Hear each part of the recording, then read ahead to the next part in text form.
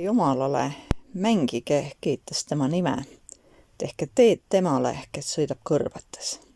Tema nimi on Issand, hõisake rõõmu pärast tema ees. Ta on vaeslaste isa ja lesknaiste asjaajaja. Jumal oma pühas elamus. Jumal paneb üksildased elama majadesse ja viib välja vangid jõukale elujärjele, aga kangekaelsed jäävad elama põlenud maale. Jumal, kui sa läksid välja oma rahva ees, kui sa sammusid kõrbe teed, siis värises maa ja taevadki tilkusid Jumala ees. Siinai värises Jumala ees, Iisraeli Jumala ees. Rikkaliku vihma kallad sina, Jumal, oma päris osale ja sa kosutad närpunuttu. Sinu loomad asuvad seal. Sina, Jumal, kinnitad oma headusega viletsat. Au olgu Isale ja Pojale ja Pühale Vaimule, nõnda kui alguses oli, nüüdki on ja jääb, igavesest ajast igavesti. Aamen. Issandas armastatud vennad ja õed, tänase teise nelipüha palvemõtiskluse aluseks pangem tähele Jumala püha sõna 4.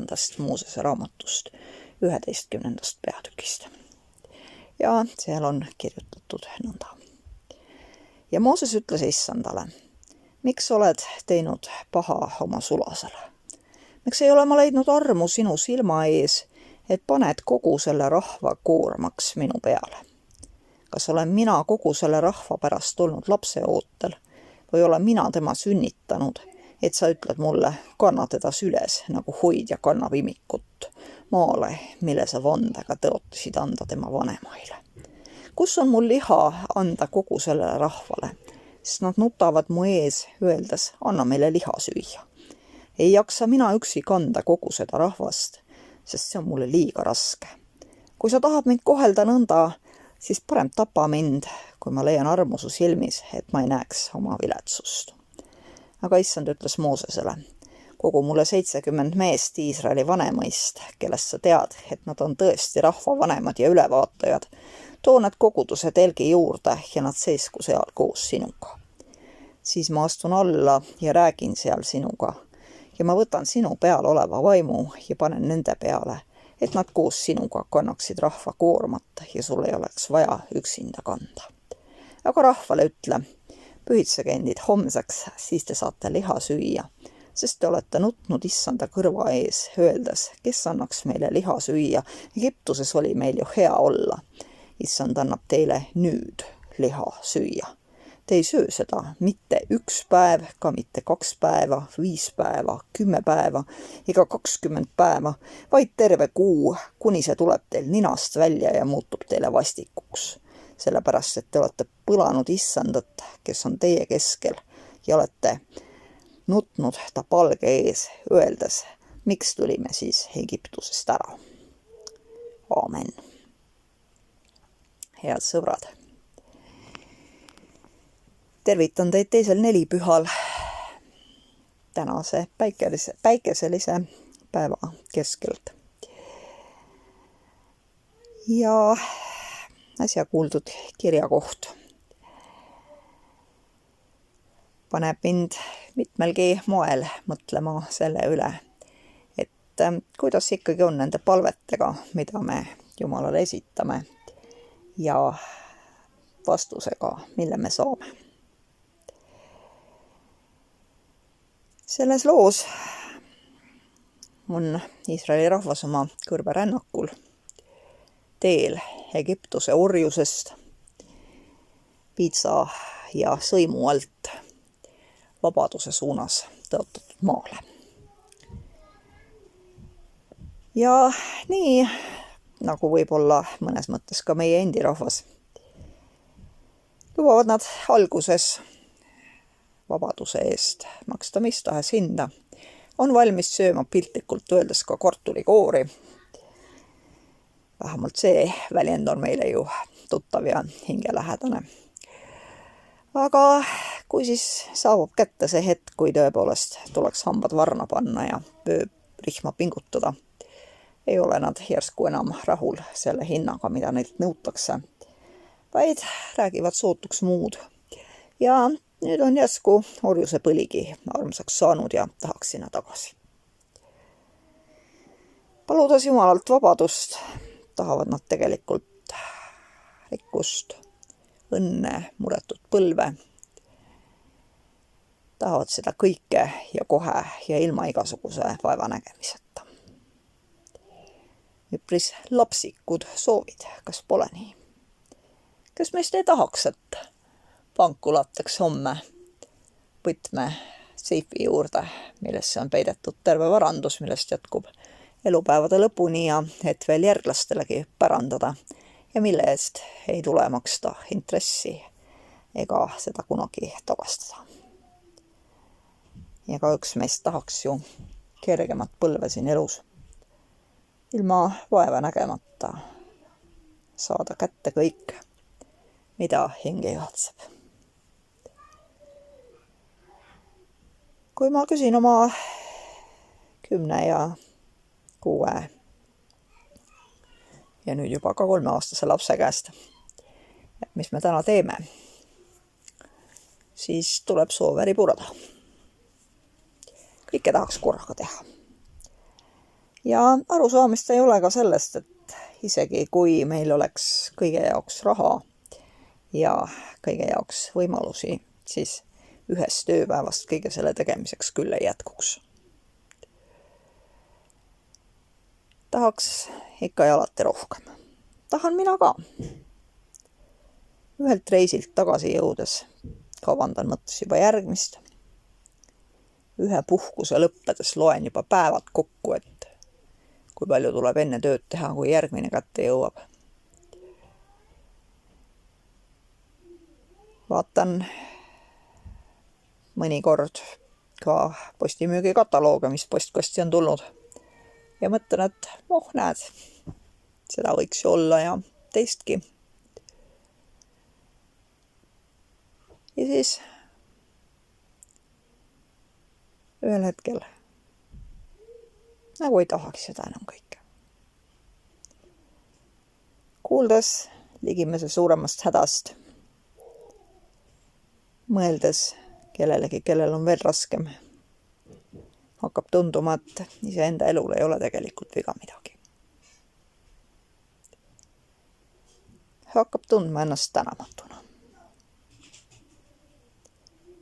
Ja mõnikord on tunne, et vastutus selle eest, et kasvatada üles 4 inimest tublideks ja sellisteks, kes kellelegi liiga ei tee, on isegi juba küllalt suur.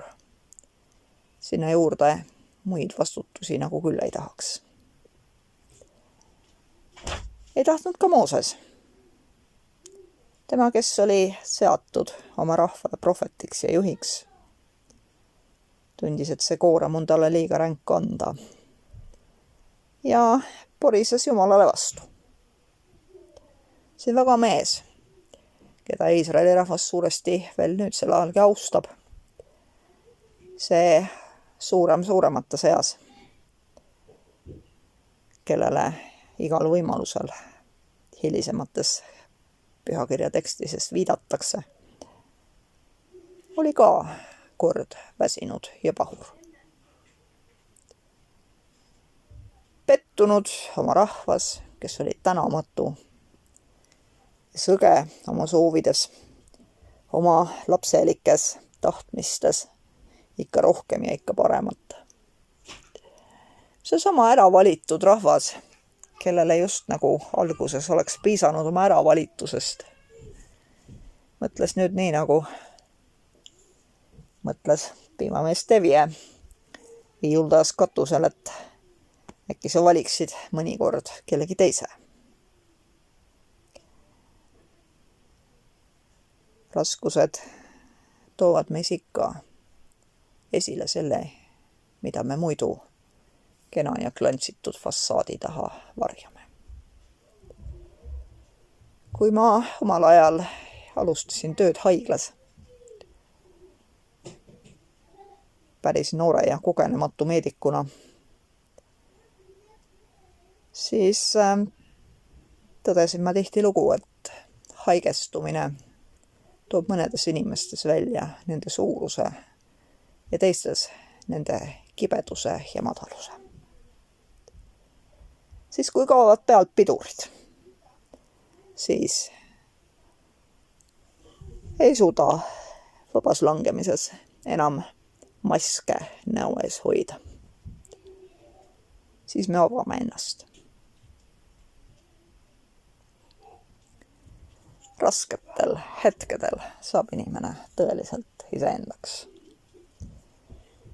Mõnikord on see hea, mõnikord on see ränk katsumus. Iseendasse vaadata on hirmutav. Küllap oli Mooseski hiljem ennast välja maganult ja kõhu täis söönult ja puhanult pesut isegi kohkunud selle üle, et ta oli julgenud Jumala nõu vastu nuriseda. Miks sa paned kogu selle rahva koormaks minu peale? Miks sa paned ühele meist raske haiguse, teisele töö, mis käib tal üle jõu, kolmandale leina, mis murrab meelt? Miks ei ole meie elu tee kerge ja lilledega ääristatud? Miks ei võime sellest üle tantsiskleda muretu kergusega, ennast tuleviku pärast vaevamata? Miks meie peame kandmas üles kedagi teist, kui meie enda käed on nõrkemas? Kust me võtame jõu toetada ja lohutada ligimest, kui me ise oleme hädas?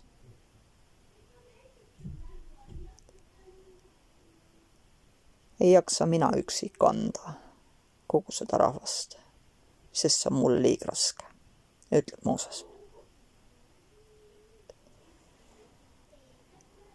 Ja natukene nagu jonnakalt lisab juurde, et pigem surm kui selline katsumus. Ja Jumal ei jäta seda palvet kuulmata. Ta annab Moosesele abilised, annab Moosesele need, kes peaksid koos temaga seda koormat kandma. Paneb vaimu nende peale. Aga rahvale ütleb ta, et ma täidan küll teie soovi, aga ega te sellega siis rahul ei ole. Jumal oma igaveses läbinägelikkuses tunneb meid ja teab, et ükskõik, mida meile antaks, tahame me ikka midagi muud. Paremat, rohkemat, kergemat, lõbusamat. Soovid ei saa kunagi otsa. Ei 1, 2, 5, 10 ega ka 20 päevaga.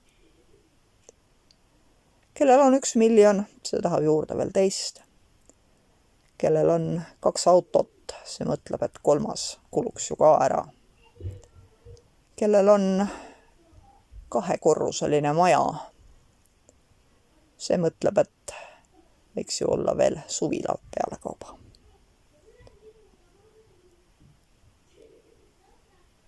Kes on oma kõhu täis söönud, ei märka leiba luusse lasta, vaid mõtleb juba, et äkki peaks ülejäänud kaasa laskma pakkida. Oleks veel pärastki midagi näsida. Me tahame alati midagi. Ometi ei ole meil tegelikult vaja midagi muud kui Jumala lähedal olu.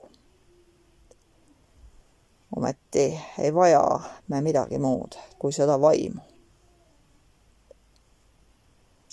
Seesama kirjakoht läheb edasi sellega, kuidas issand pühitseb need 70, kes olid oma rahvale vanemateks määratud. Ja seal tõdetakse. Ja kui vaim oli nende peal, siis nad rääkisid prohveti viisil, aga pärast seda mitte enam. Õigeid ja häid asju saame me teha ainult Jumala armu läbi. Selle vaimu läbi, mille tema meisse nelipühil valab. Mulle väga meeldib, et eesti keeles räägitakse just nimelt vaimu väljavalamisest. Otse kui oleks vaim mingi hea lõhnaline õli, mida saab kellegi peale või sisse kallata. See mõjub kuidagi leevendavalt, kuidagi rahustavalt. Otse kui kreem päikeses põlenud ihule. Mõjub kuidagi julgust andvalt. Aga mulle on ka alati meeldinud voolava vee ääres istuda. Vaimust räägitakse ju pühakirjas ka teistsugusel moel, küll tuleb ta tulekeeltena. Küll teeb inimeste meeled kõrvaltvaatajate arvates segaseks, nii et nad oskavad rääkida keeltes, mida nad varem ei osanud. Küll ehmatav kõrvaltvaataja jaoks ja võib-olla ka selle jaoks, kes sellisel kujul seda vaimuendi kogeb. Ent ometi on kõigil nendel kirjeldustel üks sügavam sisu. Me oleme üksnes seda, mida Jumal meile annab. Millised anded Jumal meile kingib. Ilma Jumala abita ei ole me mitte midagi. Ilma temata ei suuda me teha head. Ilma tema abita ei saavuta me kunagi ühtki eesmärki. Ja kui meie ka palume Jumalalt enesele veel 2 miljonit või 3. autot või majale juurde ehitust, siis saavad vastuse ometi üksnes need soovid, mida meil tõeliselt tarvis on. Kergendus. Ma loodan, et kergendus valdab meid selle mõtte juures, et keegi meist vanem ja targem otsustab meie eest. Nii nagu meie ise oma laste eest otsustame, mida selle ilmaga selga panna või jalga või millised asjad kaasa pakkida, kui minnakse klassiekskursioonile. Nii nagu meie ise pakime oma laste koolikotid, pakib Jumal meie pagasi meie eest sellesse ajalikku elusse, mida me kõik elame. Üksnes vajalik ja mitte midagi ülearust. Mitte midagi sellist, mis võiks meid viia Jumalast eemale. Oma annid jagab Jumal meile selle jaoks, et me kasutaks neid tema teenimiseks, oma ligimese hüvanguks, Jumala riigi ehitamiseks siin maa peal. Mitte ka selleks, et me pillaks need hulgusest poja kombel maailmateedele laiali. Ja isegi siis, kui me seda teeme, on tema isa süda ometi meie päralt meile avatud ja kutsub meid koju. Milline julgustus peitub selles teadmises, et keegi hoolib. Et keegi tõesti armastab meid. Et keegi annab meile kõik vajalikku, hoolitseb meie eest, ei lase meil otsa saada. Ja ma ei mõtle siin ajalikus elus otsa saamist, vaid igavest otsa saamist, millest ei ole pääsemist. Oma poja lepitusohvri läbi on Jumal meile andestanud ja ootab meid tagasi. Et anda meile üha rohkem ja üha paremat sellest, mida me vajame. Aga mitte midagi tühist. Mitte midagi kaduvat.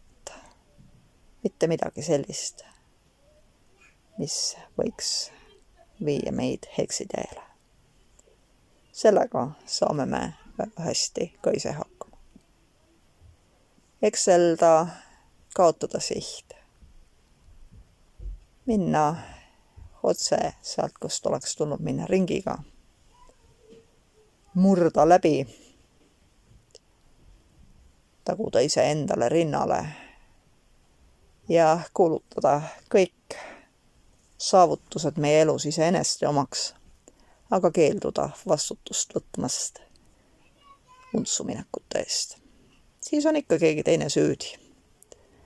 Küll sõbrad, küll vanemad või lapsed, küll naabrimees oma kadeda pilguga ja viimases hädas muidugi Jumal. Teda on alati kõige lihtsam süüdistada, sest tema ei astu meile vastu vaidlemiseks toa uksest sisse. Tema ei pea ennast meie ees õigustama. Ja meie ei saa ilma Kristuse armuta, ilma püha vaimu osadusest osa saamata ennast õigeks teha tema ees. Jumala eest ei saa varjata oma tõelist olemust. Jumala eest ei saa peita oma hinge tühisust. Ent ometi võib Jumal meie tühjuse täita vaimuga ja kanda meie koormat meie eest. Anda meile koguni jõu selleks, et meie võiksime kanda nagu hoidja kannab imikut oma ligimest. Anda meile abilised sellele teele kaasa. Anda meile julgustust ja jõudu. Anda meile kõike seda head, mida me võime ja peame jagama ka teistele. Sellel nelipühil, armas vend ja õde, võta vastu püha vaim enda sisse, ava ennast sellele, et sinu koormat kannaksid meie Jumala kindlad käed. Aamen. Ja me palvetame. Kõigeväeline Jumal, meie täname sind püha vaimu anni eest, mille sina meie südametesse valad. Meie täname sind kõige selle hea eest, mida me võime selle vaimu läbi sinu tahtel korda saata, kui sina meid juhid ja õpetad. Üksnes sinus ja sinu kaudu suudame me teha head. Meie ise üksi suudame teha vaid halba. Õpeta meid siis heal ja halval vahet tegema. Õpeta meid otsima sinu ande, sinu armastuse lähedal olu. Õpeta meid tulema sinu palge ette. Mitte selleks, et nuriseda, mitte selleks, et kurta, vaid selleks, et paluda ja usaldada. Õpeta meid, issand, usaldama sinu armastust, sinu lähedal olu ja teadmist, et sina võtad meie koormad enda kanda. Õpeta meid omakorda panema õlga alla seal, kus vaja ja tarvis. Õpeta meid märkama ja hoolima ligimesest, kes on oma koorma all nõrkemas. Õpeta meid kandma seda ühes temaga ja rõõmuga tulema temaga koos sinu ette, et sina selle koorma kergemaks muudaksid. Pane oma vaim meie peale, et me võiksime rääkida prohveti viisil. Õpetada, kuulutada sinu imelistest tegudest. Ja seeläbi, et sina ise oled meid õpetanud palvetama, tahame me üheskoos paluda sind. Meie isa, kes sa oled taevas, pühitsetud olgu sinu nimi, sinu riik tulgu. Sinu tahtmine sünnigu nagu taevas, nõnda ka maa peal. Meie igapäevast leiba anna meile tänapäev ja anna meile andeks meie võlad, nagu meiegi andeks anname oma võlglastele. Ja ära saada meid kiusatusse, vaid päästa meid ära kurjast, sest sinu päralt on riik ja vägi ja au igavesti. Jumala, Isa, Poja ja Püha Vaimu nimel. Aamen. Issand, õnnistagu meid ja hoidku meid. Issand, lasku oma pale paista meie peale ja olgu meile armuline. Issand, tõstku oma pale meie üle ja andku meile rahu. Aamen. Head sõbrad, soovin teile õnnistatud nelipühi jätku. Tundke rõõmu imelisest päevast Jumala palge ees ja ärge siis nurisege ilma või raskuste üle. Veetke see päev koos oma armsatega ja Jumalale lootes. Olge hoitud. Aitäh!